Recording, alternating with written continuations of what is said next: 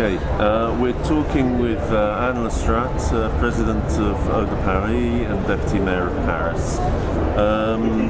And can you tell us about the background to the decision to remunicipalise the water in Paris? Who runs the water in Paris at the moment, and how long has this situation been the case? Alors jusqu'à aujourd'hui, il y avait 3 délégations de services publics, donc 2 délégations de services publics pour des contrats de 25 ans d'affermage pour la distribution, donc à Suez et à Veolia, enfin leurs filiales, Lyonnaise des Eaux pour la rive gauche et la Générale des Eaux pour la rive droite, et un autre contrat de concession de 25 ans aussi à une SEM, donc c'est une société d'économie mixte de la ville de Paris pour la production. Donc les 2 contrats de distribution ont été signés avec la ville en 85 et le contrat de production a été signé en 87. Donc on est arrivé à la fin des contrats et on a décidé, sachant que la fin des contrats arrivait en décembre 2009, donc cette année pour la distribution, de repenser complètement le service. Et on a commandé des études à la ville pour voir quelle était la meilleure organisation. Et on a donc décidé de simplifier le système, d'avoir un seul opérateur et non pas 3 opérateurs en délégation de service public, d'avoir un seul opérateur public totalement qui fasse toute la chaîne de l'eau, donc de la production à la facturation, en passant par la distribution, donc en reprenant les contrats des privés, des distributeurs privés. Et donc on est en train de créer 7 opérateurs publics qui aura un contrat cadre avec la collectivité, mais qui sera une régie personnalisée, donc une structure totalement publique. Okay. You said you commissioned studies about the advantages of remunicipalising the system into a single body. Can you say a bit more about the reasons? How many of the reasons were political? How many economic? How many to do with service public? Il y avait 2 principales raisons.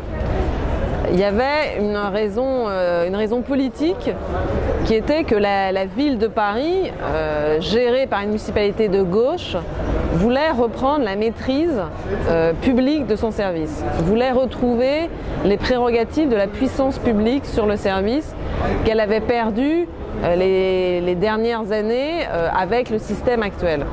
Donc il y avait une volonté forte de reprise en main du service par la collectivité et de considérer que comme l'eau est un bien commun, il valait mieux une gestion publique. Donc ça, c'est aussi les raisons politiques, avec un contrôle démocratique. Les raisons aussi qui ont conduit à cette décision, c'est des raisons de gestion également. Parce qu'il nous est apparu évident qu'il valait mieux avoir un opérateur pour toute la filière de l'eau, production-distribution, plutôt que 3 opérateurs. Et que comme nous voulions garder encore la maîtrise de la ressource en gestion publique et la maîtrise du service gestion publique, on a décidé de créer un opérateur public, parce qu'on aurait pu aussi décider de créer un opérateur privé. Mais que les raisons politiques nous ont fait préférer d'avoir un opérateur public. Donc on avait cette volonté de simplifier le service, de créer aussi des synergies entre le secteur de la production et le secteur de la distribution. On a évalué qu'avec les délégations actuelles, il y avait parfois un chevauchement de responsabilités, de fonctions, et que là, nous permettions une plus grande simplicité et une plus grande même efficacité technique du service avec un seul opérateur. En plus, en reprenant le service, on gagne économiquement. C'est-à-dire qu'on a évalué que à minima, annuellement, par an, on a 30 millions d'euros d'économie, 30 millions par an d'économie en reprenant le service avec un seul opérateur et donc en intégrant la rente économique des distributeurs plus avec un autre système d'amortissement, une autre comptabilité, c'est-à-dire qu'il y a plus, les 30 millions d'euros d'économie, c'est plusieurs facteurs. Mais il y a la rente économique déjà au minima à 15 millions d'euros, qu'on a estimé à 15 millions d'euros par an, à minima, et 15 millions autres qui sont dus à la comptabilité publique, et à un autre calcul d'amortissement, un régime fiscal plus favorable, donc des avantages liés à la régie. Donc on avait des raisons politiques, techniques, économiques et démocratiques pour créer un opérateur public de l'eau à Paris. Can you tell us, is there widespread public support for the remunicipalisation? Are people in Paris pleased, worried or indifferent about the process? En réalité, c'était pas vraiment un enjeu pour les Parisiens.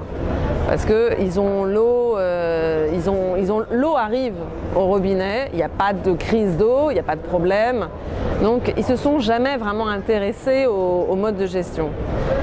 Donc quand on les interroge, d'abord ils ne connaissent pas le service, ils ne savent pas qui le fait exactement. Et cette réforme d'ailleurs, elle nous oblige aussi à retrouver le contact avec les usagers.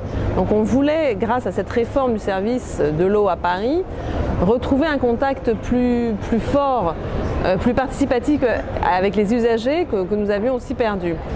Et si ça a été un engagement de la campagne électorale, donc ça a été un sujet évoqué pendant la campagne, et il y a plutôt un soutien de l'opinion publique, mais sans que ça soit un enjeu fort.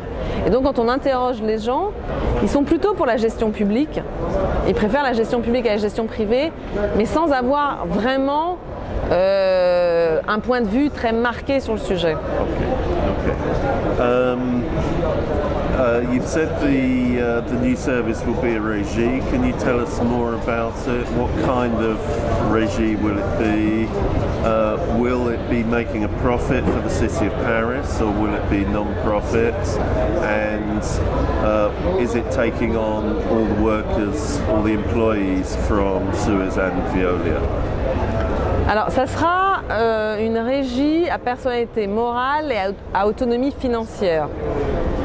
Et ça sera un EPIC, un établissement public industriel et commercial, parce que l'eau est considérée comme un service industriel et commercial.